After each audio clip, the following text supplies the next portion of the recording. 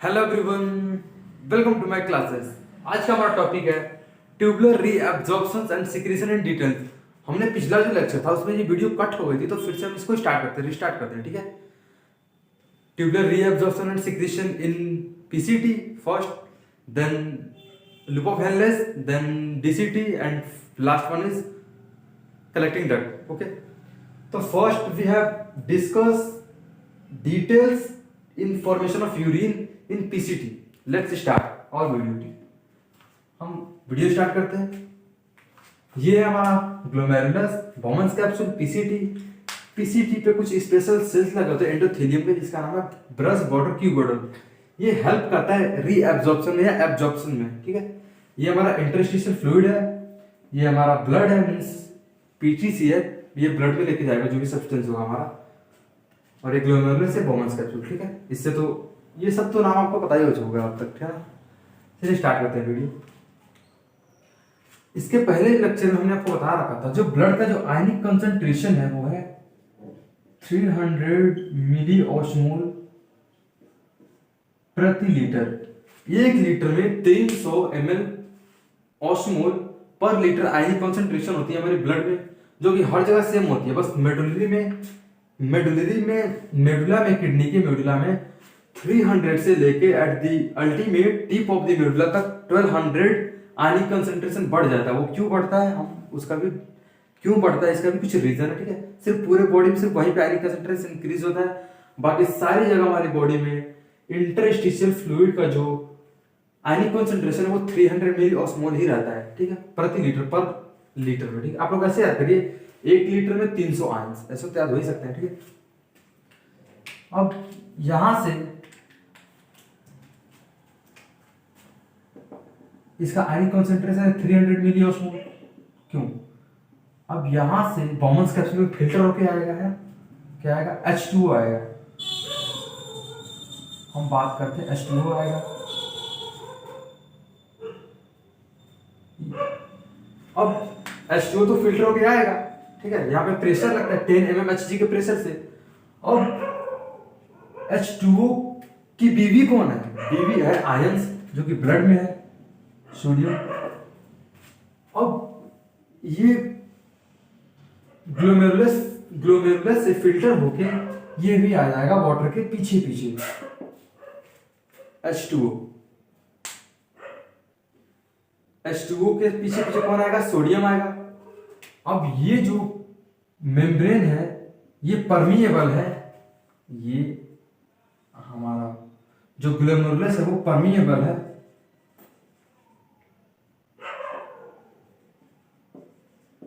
Permeable for H2O। Glomerulus हमारा permeable है, means इसको पार करके आ सकता है वाटर, इसके बाहर भी जा सकता है, इसके अंदर भी आ सकता है। ठीक है, इसका मतलब होता है परमिएबल मींस होता है कि यदि कोई सब्सटेंस यहाँ पे है, एग्जांपल है, तो वो इसके इस बाउंड्री के मेम्ब्रेन इसको क्रॉस करके अंदर जा सकता है यदि ये परमिएबल है H2O के लिए। तो यानी यहाँ पे H2O है और ये जो मेम्ब्रेन है वो H2O के लिए परमिएबल है, तो ये H2O बाहर से अंदर जा सकता है। इसका मतलब यही होता है परमिएबल का मतलब। ठीक है,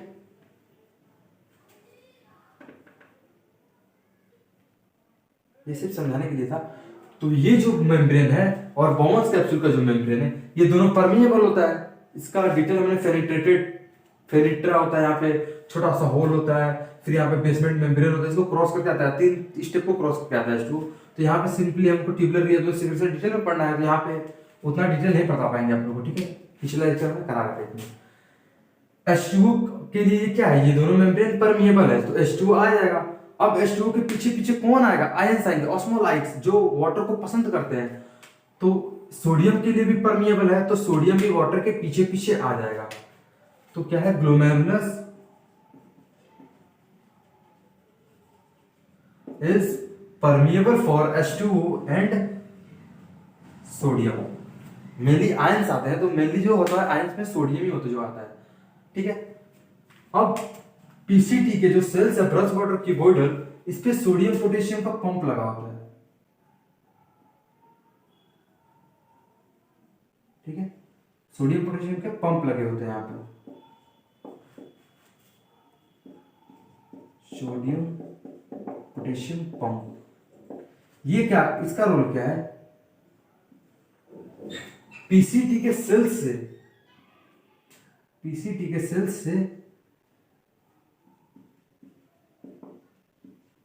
3 सोडियम बाहर जाता है और 2 पोटेशियम अंदर आता है।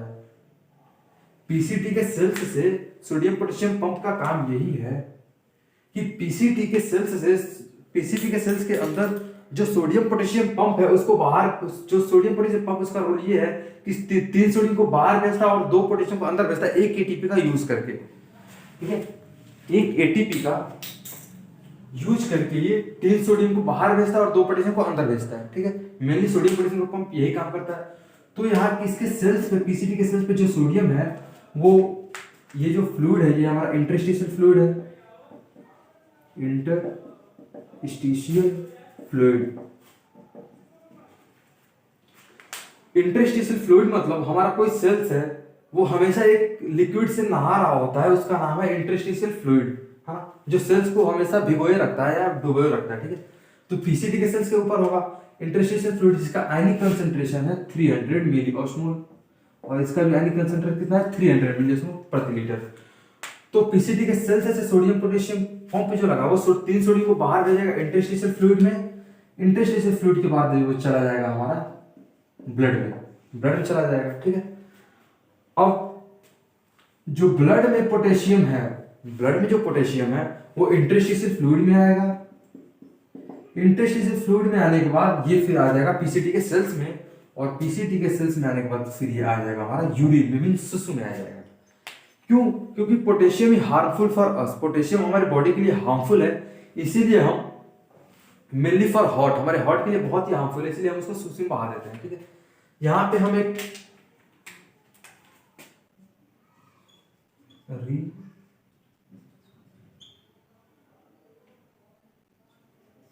यहाँ पे एक चार्ट बना देते हैं रीअब्जॉर्प्शन का एंड सिक्रीशन का। क्या क्या रीअब्जॉर्ब हो रहा, मींस क्या क्या जो हमको हमारे बॉडी के लिए इंपॉर्टेंट है, जो सुसु में आ गया था उसको रीअब्जॉर्ब फिर ब्लड में भेज देंगे। ठीक है, रीअब्जॉर्प्शन। सिक्रीशन मींस क्या क्या हमारे ब्लड में है जो वेस्ट है, हमारी बॉडी के लिए हार्मफुल है, जो फिल्टर नहीं हो पाया, बच गया है, उसको फिर हम सुसु में भेज देंगे, इसका मतलब सिक्रीशन है। और रीअब्जॉर्प्शन का मतलब जो हमारे लिए बेनिफिट है हमारी बॉडी के लिए, जो सुसु में आ गया है उसका फिर रीअब्जॉर्प्शन करा देंगे ब्लड में, इसका मतलब यही है। ठीक है, अब यहां से सोडियम पोटेशियम पंप के द्वारा सोडियम बाहर चला गया ब्लड में और पोटेशियम चला गया सुसु में, तो यहाँ पे क्या हुआ, हमारा सोडियम का रीअब्जॉर्प्शन हुआ और सिक्रीशन किसका हुआ, पोटेशियम का। इतनी बात क्लियर है?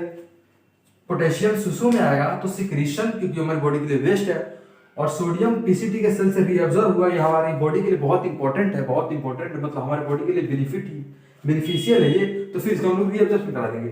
तो यहाँ पे जो सोडियम है उसकी कॉन्सेंट्रेशन कम होगी, तो ये सोडियम अब यहाँ पे आएगा, है?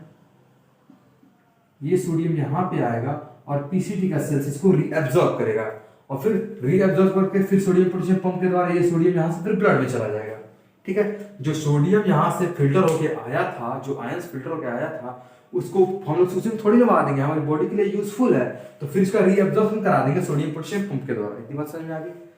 अब सोडियम के पीछे पीछे कौन जाएगा, H2O। H2O के पीछे पीछे कौन आता है, सोडियम के पीछे पीछे कौन आता है, H2O।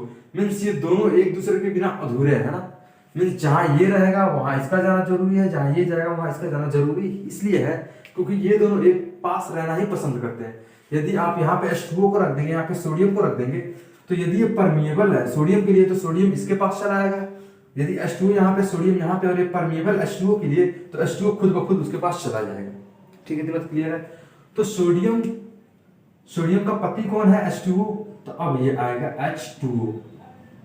ठीक है, अब सोडियम के पीछे पीछे H2O भी चला जाएगा, हमारा कहाँ चला जाएगा, ब्लड में, है ना।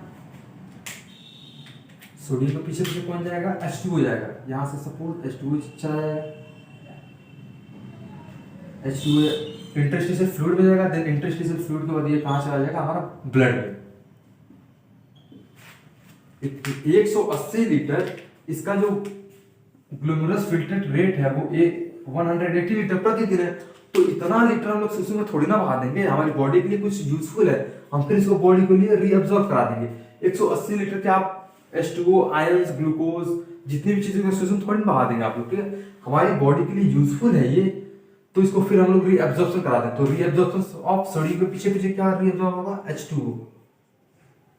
इतना क्लियर। अब H2O जो है ऑस्मोलाइट से, इसके पीछे पीछे और आयंस होती हैं। H2O लव करता है सोडियम से, ठीक है। अब H2O को भी लव करते हैं सब, वो उसका नाम क्या है, वो H2O को लव करने वाले जो आयंस हैं उसका नाम है क्लोरीन।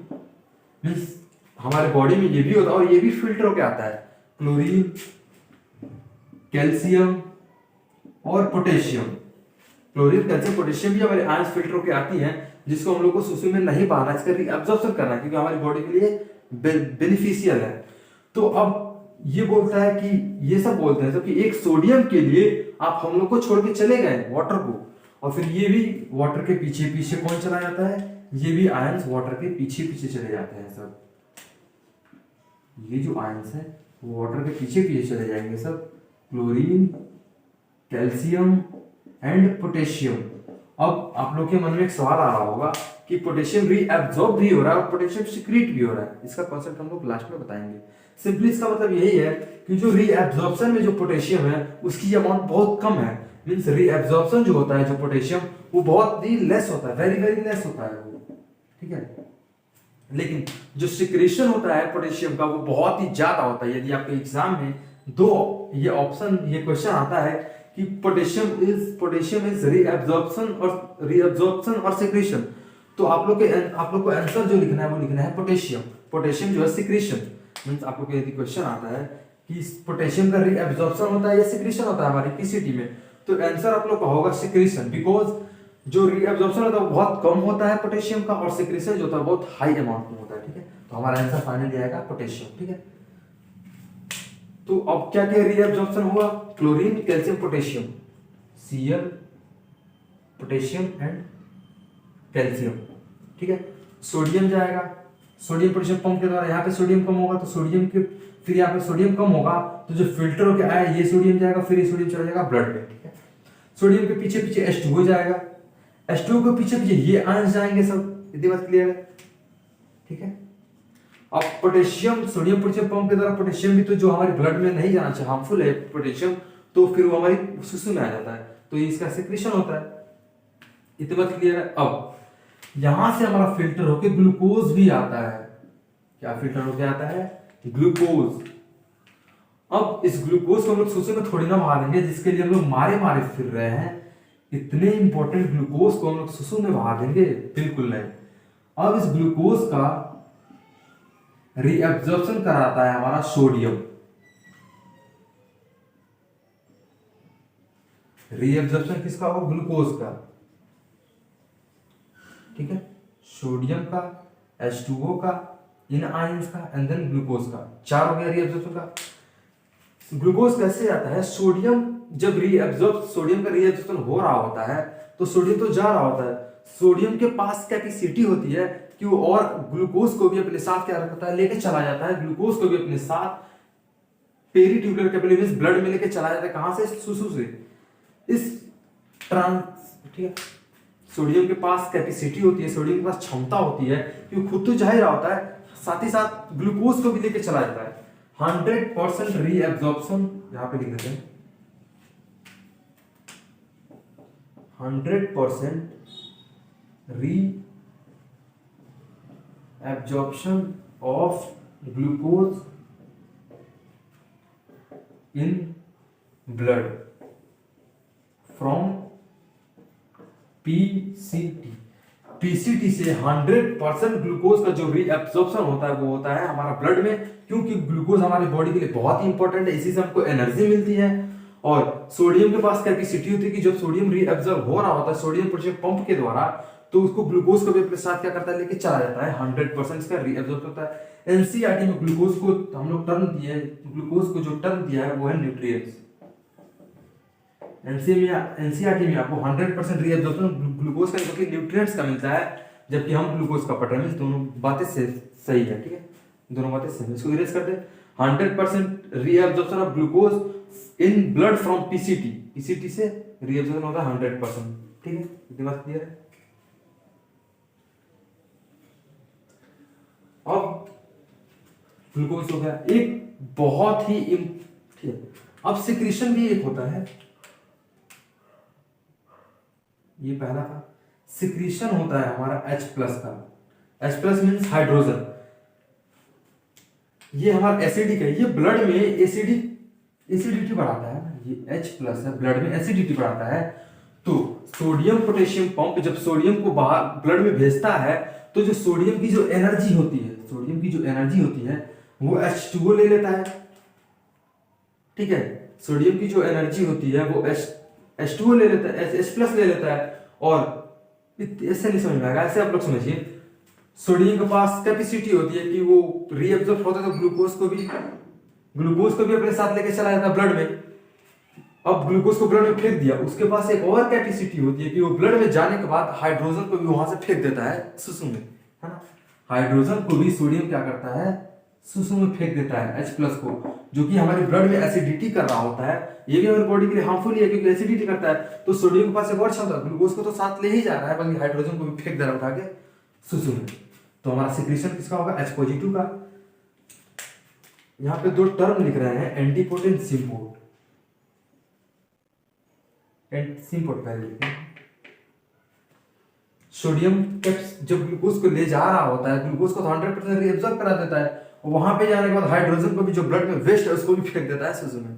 ठीक है, अब सोडियम के पास जो कैपेसिटी है ग्लूकोज को लेके जा रहा होता है, इस ट्रांसपोर्ट को बोलते हैं सिम्पोर्ट ट्रांसपोर्ट। इस ट्रांसपोर्ट को बोलते हैं सिम्पोर्ट, जब सोडियम ग्लूकोज को लेके जा रहा होता है और जब सोडियम हाइड्रोजन को वहां से फेंक देता है सुसु में, इस ट्रांसपोर्ट को बोलते हैं एंटीपोर्ट ट्रांसपोर्ट।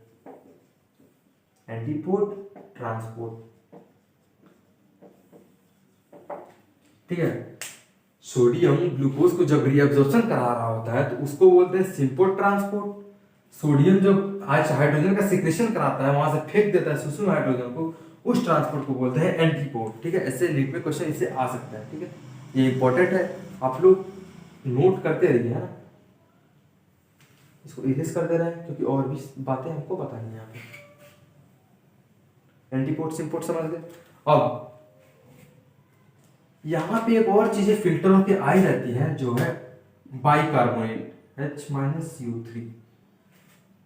HCO-3 का भी रीअब्जॉर्प्शन होता है पीसीटी के सेल्स के द्वारा ब्लड में HCO3- which maintain pH in our blood. हमारा ब्लड का जो पीएच है,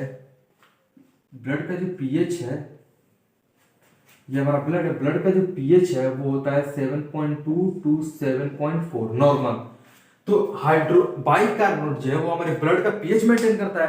तो इतने इंपॉर्टेंट केमिकल को हम लोग सुसु में थोड़ी ना बहा देंगे भाई, इसका फिर सिक्रेशन करेंगे, इसका फिर रीअब्जॉर्प्शन करेंगे, इसका रीअब्जॉर्प्शन करेंगे। तो रीअब्जॉर्प्शन किसका हो रहा है, फिर से हमारा HCO3- बाइकार्बोनेट का रीअब्जॉर्प्शन होता है। क्यों? क्योंकि ब्लड का हमारे बॉडी के लिए बेनिफिशियल है। क्यों? क्योंकि ब्लड का पीएच मेंटेन करता है 7.2 to 7.4, मींस ये ना तो एसिडिक होने देता है ना हमारे ब्लड को बेसिक होने देता है। ठीक है, अब एक और यहाँ पे यूरिया तो हमारा यहाँ से फिल्टर हो चुका है, यूरिया तो आता ही है, यूरिया भी यहाँ से फिल्टर हो गया था ग्लूकोज फिल्टर से। तो यूरिया तो सीधे हमारा सुसुम बाहर चला जाएगा। यूरिया जो है बच जाता है, जो अमोनिया के फॉर्म में यहाँ पे बच चुका होता है, अमोनिया के फॉर्म में बच गया रहता है, इसका भी हमारा रीअब्जॉर्प्शन सिक्रेशन होता है अमोनिया का। जो यूरिया हमारे ब्लड में बच गया होता है आफ्टर ग्लोमेरुलस फिल्ट्रेशन, उसका हम लोग सिक्रेशन करा देते हैं कहाँ पे, सुसु में। सिक्रेशन पोटेशियम हाइड्रोजन जो एसिडिक करता है, and last one is NH3 ammonia, urea. और यहाँ पे यूरिया तो आ ही सकता है क्योंकि यूरिया तो मेन है। यूरिया के लिए हम लोग, हमारी बॉडी में जो यूरिन का रोल है मेनली वो यूरिया को रिमूव करना ही है, हाँ। तो यूरिया तो मेन है। तो सिक्रेशन किसका होता है, पोटेशियम का, हाइड्रोजन का, NH3 अमोनिया का, जो ब्लड में बच गया होता है आफ्टर ग्लूकोज फिल्ट्रेशन यूरिया के बाद। तो यूरिया का तो होता ही है मेरा, ठीक है। रीअब्जॉर्प्शन होता है सोडियम का, यहाँ से सोडियम रीअब्जॉर्प्शन होता है सोडियम पोटेशियम पंप के द्वारा। सोडियम के पीछे पीछे कौन जाता है, वाटर जाता है, वाटर के पीछे पीछे और आयन जाते हैं सब। वाटर किससे प्रेम करता है, आयन से। लेकिन आयंस में जो सोडियम सबसे हाइड्रोजन वाटर सबसे ज्यादा जिससे प्यार करता है वो है सोडियम।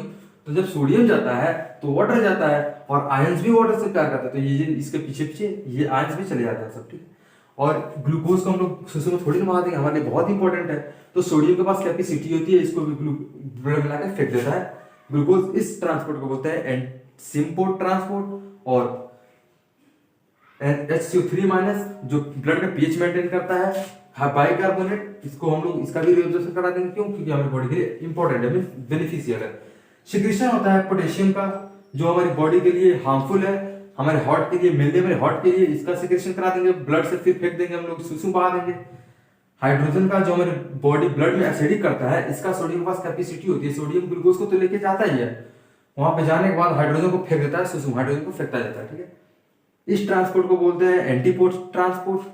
नीट्स का क्वेश्चन है ये, ठीक है, कि इस ट्रांसपोर्ट को क्या बोलते हैं जब सोडियम हाइड्रोजन को फेंकता है, तो एंटीपोर्ट ट्रांसपोर्ट। और सोडियम जो ग्लूकोज का रीएब्जॉर्प्शन करा रहा होता है, उस ट्रांसपोर्ट को क्या बोलते हैं, तो सिम्पोर्ट, ठीक है। अब जो यूरिया यहाँ से फिल्टर होकर आ रहा था, वो बच गया था ब्लड में, उसको अमोनिया के फॉर्म में हमारा ब्लड क्या करेगा, बाहर फेंक देगा। ये सारी चीजें इंटरस्टिशियल फ्लूइड से होकर जाएंगी। यदि हाइड्रोजन यहाँ से आ रहा है तो पहले इंटरस्टिशियल फ्लूइड में आएगा, तब ही आएगा पीसीटी की सेल्स में। यदि ये सोडियम जा रहा है तो सोडियम पहले इंटरस्टिशियल फ्लूइड में जाएगा, तब जाएगा ब्लड में। इतनी बात क्लियर है, ठीक है। ये है हमारा ट्यूबुलर रीएब्जॉर्प्शन सिक्रेशन इन पीसीटी ओनली, ठीक है, इन पीसीटी। पीसीटी के बाद हमारा क्या आएगा, पीसीटी के बाद हमारा आएगा लूप ऑफ हेनलेज, ठीक है। अब वो देखते हैं, इसको इरेज करते हैं।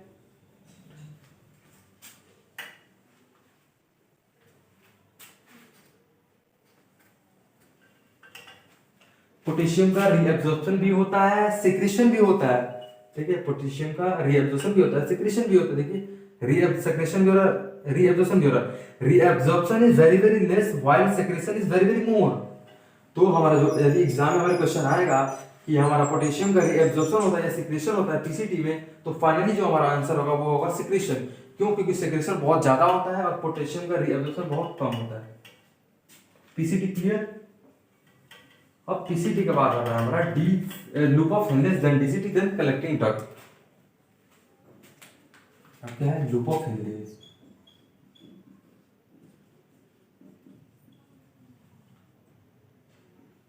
लूप ऑफ हेनलेज, ठीक है, दूसरा है ये। अब लूप ऑफ हेनलेज का कौन सा loop of Henle's? Descending limb, descending limb of, ये हमारा बोमन्स कैप्सूल, पीसीटी, डीसीटी, और ये loop of Bowman's capsule, PCT, loop of Henle's, and then DCT, then collecting duct. तो ये जो हमारा लूप ऑफ हेनलेज, यहाँ से हमारा ये लूप ऑफ हेनलेज है, तो ये जो पार्ट है जो नीचे आ रहा है, इसका नाम है डिसेंडिंग लिम्ब, और ये जो ऊपर जा रहा है इसका नाम है असेंडिंग लिम्ब। समझ गए? तो हम लोग reabsorption and secretion descending limb का पढ़ेंगे। डिसेंडिंग लिम्ब ये वाला पहले पढ़ेंगे, फिर ये वाला पढ़ेंगे, फिर डीसीटी का पढ़ेंगे, फिर कलेक्टिंग डक्ट का पढ़ेंगे। इसका हम लोग पीसीटी का अभी पढ़ेंगे, ठीक है।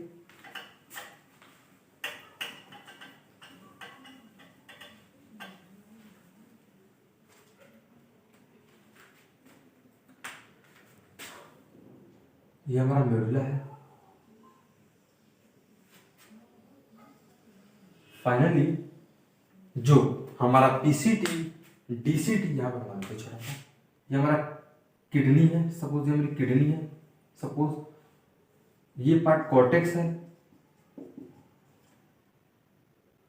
ऐसे बना लेते हैं, कॉर्टेक्स है, और ये मेडुला, हाँ, कॉर्टेक्स, मेडुला। यहाँ पे जो हमारा नेफ्रॉन का जो पार्ट होता है, बोमन्स कैप्सूल, ये देखो बोमन्स कैप्सूल, ये तो हमारा क्या है, ब्लड वेसल्स, ग्लोमेरुलस है, और PCT and loop of Henle's, and then DCT, then collecting duct. PCT जो हमारा है वो कहाँ है, कॉर्टिकल रीजन में, कॉर्टेक्स में है। डीसीटी जो हमारा कहाँ है, कॉर्टेक्स में है। कलेक्टिंग डक्ट हमारा दोनों में है, इसमें भी है, इसमें भी है, और ग्लोमेरुलस फिल्ट्रेटिव में हमारा सिर्फ लूप ऑफ हेनलेज हमारा कहाँ है, मेडुला में। और मेडुला की जो आयनिक कंसंट्रेशन है वो 300 से अल्टीमेटली टिप पे आते आते आयनिक कंसंट्रेशन 1200 तक हो जाती है। इतनी बात क्लियर है, ये हमने पिछले लेक्चर में करा रखा है, आप लोग वो वीडियो देख के आइए, ठीक है, तब क्रिस्टल क्लियर आप लोग को होगा ये, ठीक है। आयनिक कंसंट्रेशन ये मेडुला है, मेडुला में क्या प्रेजेंट है, लूप ऑफ हेनले। तो यहाँ पे हम सिर्फ बात करेंगे descending limb of loop of Henle, जो नीचे आ रही है, नीचे आ रही है descending limb of loop of Henle, और फिर ऊपर चढ़ेगी तो ascending limb of loop of Henle, ठीक है।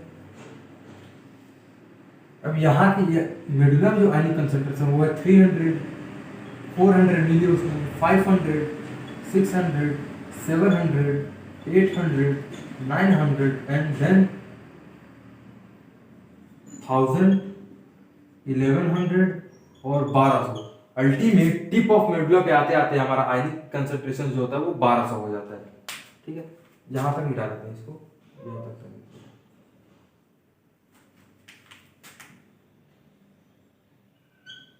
टिप पे आते आते 1200 हो जाता है, और यहाँ पे 300 सेम ही होगा।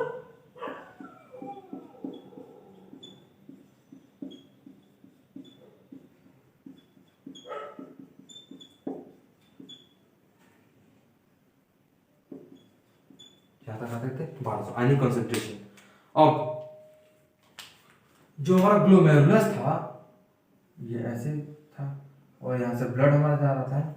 ये जो दोनों मेम्ब्रेन था ये परमिएबल था H2O के लिए और सोडियम के लिए, वाटर के लिए, सोडियम के लिए, दोनों के लिए परमिएबल था। तो यहाँ से वाटर का भी रीअब्जॉर्प्शन हो जाता है और सोडियम का भी एब्जॉर्प्शन हो जाता है, ठीक है। लेकिन ये जो हमारा descending limb of loop of Henle's है ये इट परमिएबल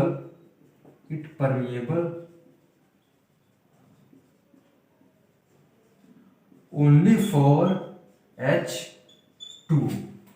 ये जो परमिएबल है वो वाटर के लिए तो है पर आयंस के लिए परमिएबल नहीं है। मींस यहां से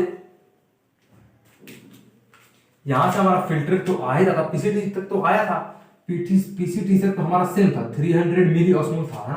ब्लड का जो आयनिक कंसंट्रेशन होता है इंटरस्टिशियल फ्लूइड में वो 300 मिली ऑस्मोल प्रति लीटर होता है। तो मेडुला का केस कुछ अलग है, सिर्फ यहीं पे मेडुलरी कॉर्टेक्स में सेम रहता है। यदि ये कॉर्टेक्स है तो यहाँ पे भी हमारा 300 मिली ऑस्मोल ही है।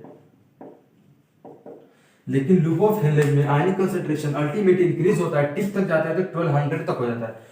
ये जो लिम्ब है ये परमिएबल है वाटर के लिए। तो अब वाटर को कौन पसंद करता है, वाटर किसको पसंद करता है, आयंस को। वाटर की बीविया कौन है, आयंस है वाटर की बीविया। तो यहां तक तो सेम है, यहाँ पे भी 300, यहाँ पे भी 300, यहाँ पे H2O भी प्रेजेंट है, सोडियम भी प्रेजेंट है, क्यों पीसीटी से वाटर भी आ रहा है और सोडियम भी आ रहा है। आफ्टर रीअब्जॉर्प्शन एंड सिक्रेशन के बाद वाटर कुछ तो शुष्क होगा। अब हमारा पेट नहीं भरा, हम बोलेंगे कि पीसीटी से तो रीअब्जॉर्प्शन करा ली, अभी भी हमारे मन में लालच है, लूप ऑफ हेनलेज से भी वाटर और सोडियम का रीअब्जॉर्प्शन कराएंगे। इतना हम लोग वाटर को सोडियम को शुष्क में थोड़ी ना बहाएंगे बे, इसका भी रीअब्जॉर्प्शन कराएंगे। तो हम लोग लूप ऑफ हेनलेज में भी हमारा नेचर जो है देखो क्या दिमाग लगाता है कि यहाँ तक तो सेम है 300, तो बाहर भी आयनिक कंसंट्रेशन 300 है, अंदर भी है। तो यहाँ पे जो वाटर है वो बोलेगा 300 मेरे पास भी 300 बाहर भी, तो मैं क्या करने जाऊंगा बे बाहर, है ना। लेकिन जैसे जैसे नीचे आता है ये फिल्ट्रेट तो वाटर की नीयत बिगड़ने लगती है। वो देखता है 400 आयन, 500 आयन, 600 आयन, 700, 800, 900, 200, अल्टीमेट यहाँ तक आते तो वाटर की नीयत इतनी बिगड़ जाती है कि पूरा वाटर छोड़ के अंदर के descending limb of loop of Henle's को छोड़ के पूरा वाटर यहाँ पे चला आता है H2O। यहाँ पे 300 है। और अब यहाँ से देखिए आयनिक कंसंट्रेशन यदि हमको इंक्रीज करनी है, यहाँ पे आयनिक कंसंट्रेशन 300 है, बाहर आयनिक कंसंट्रेशन 300 है, यहाँ तक तो ठीक है। यहाँ पे जब आएगा 300 आयनिक कंसंट्रेशन तो यू देखेगा कि अरे वाटर कहेगा 400 आयंस बाहर है, 400 आयंस बाहर है, तो यहाँ से वाटर क्या होगा, निकल जाएगा। क्यों? क्योंकि water love ions, water ion से प्रेम करता है, तो जहां पे वाटर की कंसंट्रेशन था वाटर वहीं पे जाएगा और यहाँ से भी वाटर ये हो जाएगा। हमने आपको बताया था कि यदि हमको इंटरस्टिशियल फ्लूइड या किसी का भी आयनिक कंसंट्रेशन इंक्रीज करना है तो या तो उसमें आप सोडियम आयंस ऐड कर दिए या उसमें से वाटर निकाल दीजिए। तो जब यहाँ से वाटर निकल जाएगा तो ये भी हमारा आयनिक कंसंट्रेशन जो है 300 से हो जाएगा 400। यदि ये एक बकेट है, यदि इसका आयनिक कंसंट्रेशन 300 है, 300 मिली ऑस्मोल पर लीटर, 300 मिली ऑस्मोल पर लीटर, तो 1 ml में जो हमारा रेशियो होगा वो होगा 300/1000 ml। तो 3 ml पर 300 मिली ऑस्मोल पर ml में, ठीक है। और यदि हम वाटर को निकाल दें जो 1000 लीटर वाटर था, 1000 ml 1 लीटर 1000 ml होता है, तो 300 यदि 500 निकाल दें, 500 नहीं हम लोग 700 आयंस निकाल देते हैं सिंपली समझने के लिए, तो कितना ml बचेगा लिक्विड, 300 ml लिक्विड बचेगा। तो 3 1 में 3,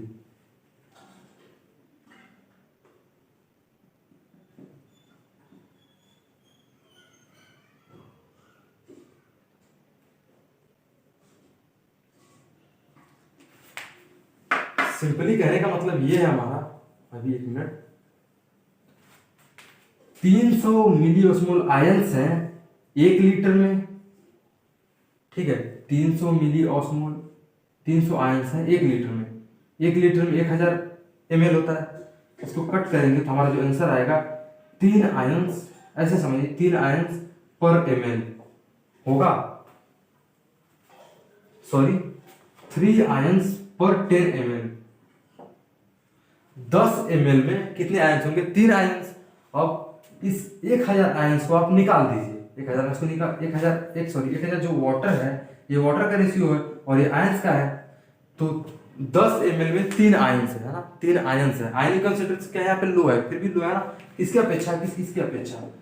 यदि 300 आयंस को सेम रखिए और वाटर को आप 1000 जो 1 लीटर था, 1 लीटर में 1000 ml, तो 1 लीटर में आधा लीटर कर दिए मीन्स 500 ml। यहाँ पे जो होगा 3 आयंस पर 5 ml है ना। देखिए 10 ml में 3 आयंस मीन्स इतना पानी में इतना आयंस, 5 ml पानी इतना था, इतना हो गया, अब इतना में ही इतना आयंस, तो इसका आयनिक कंसंट्रेशन क्या है, ज्यादा है, इसका आयनिक कंसंट्रेशन क्या है, ज्यादा है। आप लोग यदि आयनिक कंसंट्रेशन इंक्रीज करना है आप लोग को, या तो उसमें से वाटर निकाल दीजिए या और आयंस ऐड कर दीजिए, ये हमने पिछले लेक्चर में कराया है, समझ में आ गया आपकी बात। तो जब यहाँ से वाटर देखेगा इतना सारा आयंस, वाटर आयंस प्रेम करता है तो उसकी नीयत बिगड़ने लगेगी और अपना H2O बाहर निकलता जाएगा और अंदर का जो आयनिक कंसंट्रेशन है वो अल्टीमेट इंक्रीज करता जाएगा। तो यहाँ पे आने के बाद 500, 600, 700, 800, 900, 1000, 1100, अल्टीमेट टिप ऑफ मेडुला पे आते आते आयनिक कंसंट्रेशन हो गई, वो हो गई 1200। अंदर का जो कंसंट्रेशन वो बाहर 1200 हो गया, वाटर निकलता गया, आयनिक कंसंट्रेशन बढ़ता गया, H2 है ना, ये सारा हमारा वाटर क्या हुआ, बाहर निकल गया। इतनी बात समझ गए, डिसेंडिंग रिंग ऑफ फ्लू पर फैलने से ये first it permeable for H2O only, ये सिर्फ ये जो मेम्ब्रेन है वो सिर्फ वाटर के लिए परमेबल है, नहीं तो सोडियम भी इसके साथ साथ बाहर आ जाती है। परमिएबल का मतलब सिंपली यही है कि कोई भी चीज यदि परमिएबल है तो बाहर की और अंदर की दोनों चीजें इक्वल रखना पसंद करती है, वो दोनों। परमिएबल का मतलब यही है, परमिएबल यही चाहता है, यदि ये मेम्ब्रेन परमिएबल है तो ये मेम्ब्रेन यही चाहेगा कि बाहर की जो कॉन्सेंट्रेशन है और जो अंदर की कॉन्सेंट्रेशन है वो दोनों क्या है, मेंटेन रहे। तो बाहर भी 1000 आयंस, अंदर भी 1000 आयंस मेंटेन हो गई, ठीक है। अब यहां से जो हमारा फिल्ट्रेट आ रहा होता है, जो फिल्ट्रेट है यहाँ पे हमारा, यहाँ पे अभी वाटर भी तो बचा हुआ है ना, वाटर तो निकल गया, अभी इस फिल्ट्रेट को हम लोग बोलेंगे concentrated filtrate, concentrated filtrate means ionic concentration बहुत ज्यादा है, वाटर की नियत बिगड़ती गई, आयंस को देखकर वाटर बाहर निकल गया, इस फिल्ट्रेट को बोलेंगे कॉन्सेंट्रेटेड फिल्ट्रेट। ये जो मेम्ब्रेन डिसेंडिंग लिम्ब ऑफ ल्यूकोफिलिस, इसका जो लिम्ब है, इसका जो मेम्ब्रेन है वो परमिएबल होता है सिर्फ वाटर के लिए, और वाटर जैसे नीचे आता जाता है, वाटर की नियत बिगड़ती जाती है, आयंस बहुत ज्यादा होता जाता है, तो वाटर लीव करके ल्यूकोफिलिस को चला जाता है। तो यहाँ से भी हम लोग बहुत सारा वाटर का क्या किए, लालच देके वाटर को आयंस का लालच देके वाटर को लिम्ब ऑफ ल्यूकोफिलिन से यूरिन फॉर्मेशन हो रहा है, यहाँ से यूरिन जाएगा तो यहाँ पे यूरिन बन जाएगा फाइनली। लेकिन यूरिन में से हमने बहुत सारा वाटर को अभी भी क्या किया, रीअब्सॉर्ब कर लिया, और इन वाटर को कहाँ भेज देंगे, अल्टीमेट ब्लड में, H2। इन वाटर को कहाँ भेज देंगे, ब्लड में भेज देंगे, ठीक है। पीजीटीसी तक हम लोग बहुत सारा वाटर आयंस छीन लिए थे, लेकिन हम लोग ह्यूमन जो है ना वो फिर बोलता है इतना सारा वाटर आयंस अभी भी है ब्लड में, शिशु में, इसको भी हम लोग क्या करेंगे, रीअब्सॉर्प्शन करा देंगे। तो यहाँ पे आयनिक कंसंट्रेशन बढ़ा दिया जाता है और वाटर को लालच दे दिया जाता है, और वाटर की नीयत बिगड़ती रहती है, वाटर आयंस के पीछे पीछे आ जाता है और इसका हम लोग रीअब्सॉर्प्शन करा देते हैं, ठीक है। इसका रीअब्सॉर्प्शन करा देते, इतनी बात समझ में आ गई। अब इरेज करते हैं। अब जो हमारा डिसेंडिंग लिम्ब ऑफ ल्यूकोफिलिन हो गया, एक जो रह गया हमारा इसका असेंडिंग लिम्ब ऑफ ल्यूकोफिलिन। अब देखिए उसमें क्या कंडीशन है इसका, यहाँ से तो हम लोग वाटर रीअब्सॉर्प्शन करा दिए, अब जो आता है हमारी बारी मेडुला,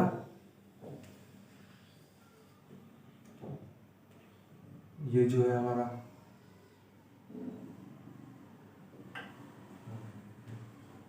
असेंडिंग लिम्ब था और ये डिसेंडिंग लिम्ब।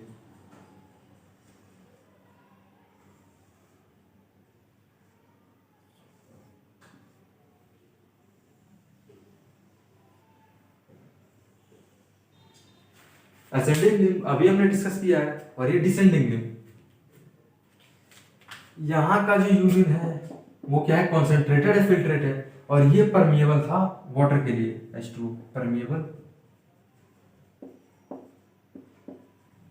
ओनली फॉर, ये जो मेम्ब्रेन है, क्या ये मेम्ब्रेन क्या है, डिसेंडिंग लिम्ब, डिसेंडिंग लिम्ब है, और ये कौन सा मेम्ब्रेन है, असेंडिंग लिम्ब। ये परमिएबल है, ये अब ये जो मेम्ब्रेन है डिसेंडिंग लिम्ब, यहाँ से अलग हो गया, ये असेंडिंग लिम्ब, ये डिसेंडिंग लिम्ब, ये डिसेंडिंग लिम्ब, ये ascending limb. Ascending limb permeable for, it is permeable for only ions.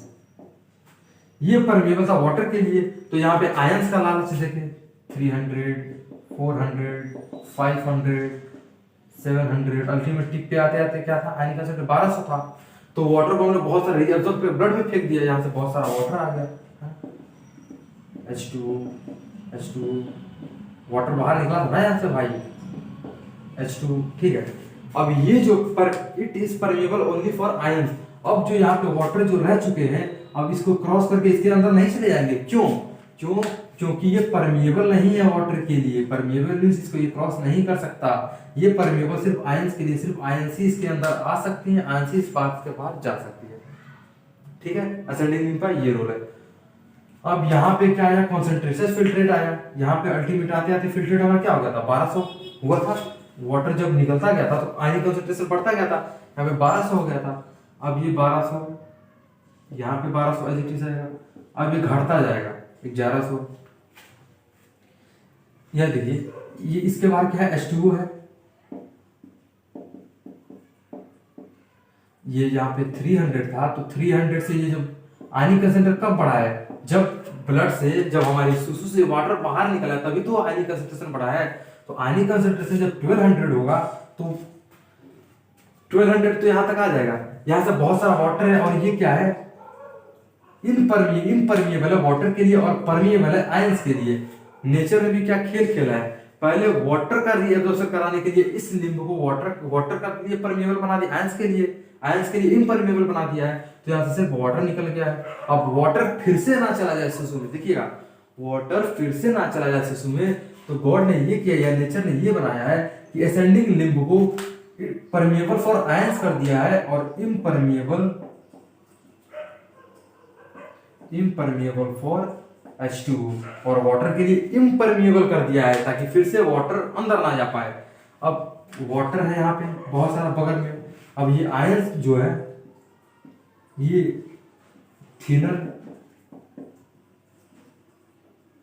Thinner wall of ascending limb, और ये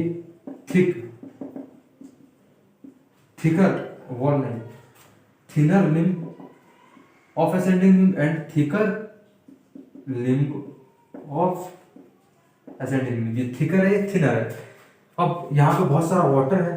अब वाटर किसके पीछे, सोडियम किसके पीछे पीछे भाग गया, वाटर के बाहर वाटर है, वाटर की कंसंट्रेशन बाहर बहुत ज्यादा है यहाँ पे। ये तो इम्परमिएबल है तो वाटर तो इसके अंदर जा नहीं सकता, जाहिर सी बात है यदि ये परमिएबल आयंस के लिए तो आयंस वाटर के पास जाएगा। आयंस किसकी बीबी है, आयंस किसकी बीबी है, वाटर की। और वाटर किसका पति है, आयंस का। मेनली जो हमारा आयंस होता है वो होता है सोडियम क्लोराइड, NaCl। मेनली जो आयंस ज्यादातर होते हैं सोडियम क्लोराइड होती है। तो यहाँ से वाटर निकालना था, यहाँ से आयनिक कंसंट्रेशन जब 300 400 था, 500 700, तो वाटर तो आयंस के पीछे पीछे आ गया क्योंकि ये परमिएबल था वाटर के लिए। अब ये परमिएबल आयंस के लिए तो जब वाटर यहाँ पे फंस गया है, वाटर नहीं जा सकता अंदर, क्यों, क्योंकि असेंडिंग इम्परमिएबल फॉर H2 है और परमिएबल फॉर आयंस है, तो वो आयंस क्या होते हैं, इसके बाहर जा सकते हैं। तब आयंस जो 1200 था वो यहाँ से 100 आयंस निकल के चला गया वाटर के पास, यहाँ से क्या हुआ, आयंस का लूज हुआ। अब यहाँ से आयंस निकलते जाएंगे ना, ग्रीन फॉर H2O। अब जो thinner limb of ascending limb होता है, यहाँ से आयन जो होता है, जो आयन जो वाटर के पास जाता है, आयंस वाटर से प्रेम करते हैं तो आयंस वाटर के पास जाएगा। तो यहाँ से यहाँ बहुत सारा वाटर है, अब आयंस वाटर के पास जाएगा, यहाँ से आयंस निकलते जाएंगे और यहाँ पे जाते जाते सपोज यहाँ पे हमारा 800 आयंस है, 800 आयनिक कंसंट्रेशन, और यहाँ पे भी हमारा 800 ही होगा, ठीक है। तो यहाँ तक आते आते हमारा 800, बाकी आयंस हमारे यहाँ पे निकल गए, 1900 आयंस जो है वो निकल गए। वाटर के भी बाहर वाटर कंसंट्रेशन जाता है, तो जैसे जैसे आयंस जाता जाएगा वो निकलता जाएगा आयंस, है ना। आयंस मीन्स सोडियम, यहाँ पे भी सोडियम निकलेगा, यहाँ पे भी सोडियम निकलेगा। क्यों, क्योंकि sodium loves water, sodium water से प्रेम करते हैं। अल्टीमेट असेंडिंग लिम्ब पे टॉप पे जाते जाते हमारी 100 आयंस ही बचते हैं, आयंस। 1200 आयंस जो था वो नीचे था। अब हम लोग को वाटर को, सोडियम को नेचर ने वाटर को रीअब्जॉर्प्शन कराने के लिए और आयंस का रीअब्जॉर्प्शन कितना बढ़िया खेल खेला है कि इसको सूसू में जाने से पहले वाटर को क्या करता है, पहले आयंस का लालच देता है, वाटर की नीयत बिगड़ती है, वाटर आयंस के पास चलाता है, बाहर चलाता है, फिर इस लिम्ब को क्या करता है, इम्परमेबल कर देता है वाटर के लिए ताकि वाटर फिर से ना जा पाए, और परमेबल कर देता है आयंस के लिए, वहां तो बहुत सारा वाटर है।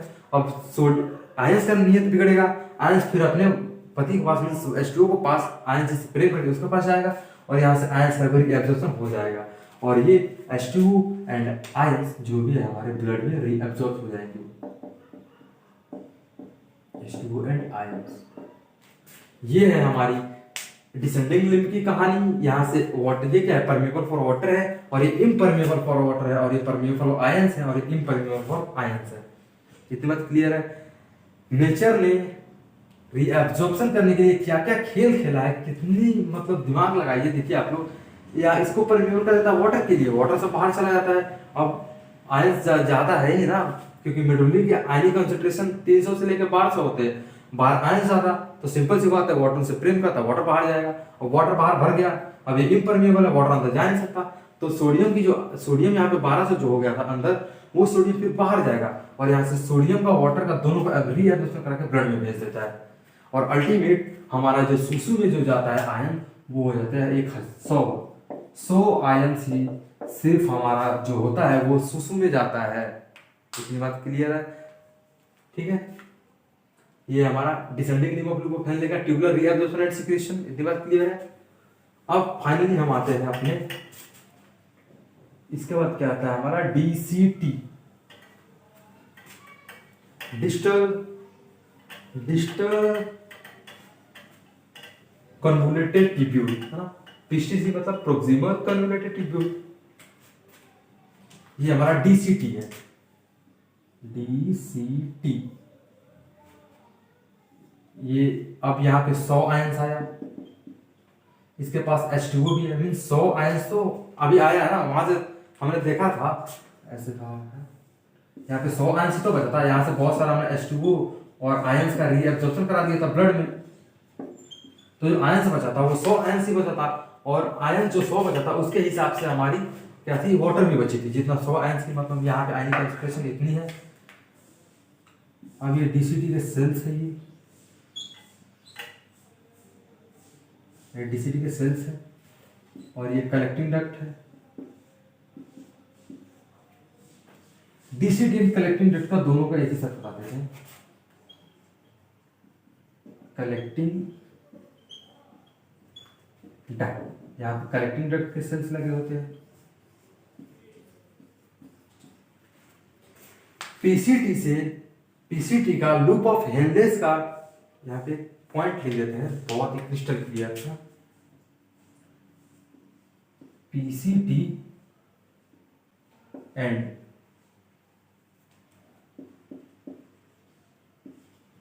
Loop of Henle's are have obligate reabsorption. Means आप पानी कम पियो या ज्यादा पियो, उससे पीसीटी को और लूप ऑफ हेनलेस को कोई मतलब नहीं है। जितना रीएब्जॉर्प्शन सिक्रेशन कराना है वो होके रहेगा, चाहे आप पानी कम पियो या ज्यादा पियो। इसका मतलब यही है PCT and loop of Henle's have obligate reabsorption. इसमें ऑब्लिगेट रीएब्जॉर्प्शन होता है, मीन्स आप पानी कम पियो या ना पियो रीएब्जॉर्प्शन होके रहेगा। इतनी बात क्लियर है। और in case of DCT and collecting duct conditioner, DCT and collecting duct have conditional reabsorption. Means condition है इसका, है कंडीशनल। मीन्स जब आप कम पानी पियोगे तभी यहां से रीएब्जॉर्प्शन होगा।